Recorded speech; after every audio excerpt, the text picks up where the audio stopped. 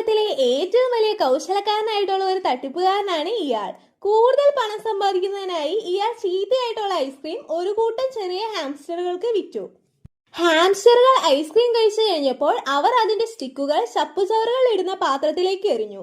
എന്നാൽ ആ ചപ്പുകുട്ട യാഥാർത്ഥ്യത്തിൽ ഒരു റീസൈക്ലിംഗ് സ്റ്റേഷൻ ആയിരുന്നു.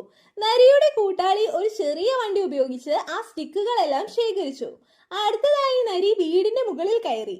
സൂര്യപ്രകാശത്തിലെ ചൂട് ഉപയോഗിച്ച് സ്റ്റിക്കുകളിലുണ്ടായിരുന്ന ബാക്കി ഐസ്ക്രീം ഉരുക്കി വെള്ളമാക്കി മാറ്റി. എന്നിട്ട് ആ ദ്രാവകം കുപ്പികളിൽ നിറച്ചു. അതിനുശേഷം അവനും അവന്റെ കൂട്ടാളിയും ആ പഴയ സ്റ്റിക്കുകൾ നൽകി പകരം ചെറിയ ഐസ്ക്രീം സ്റ്റിക്കുകൾ വാങ്ങി.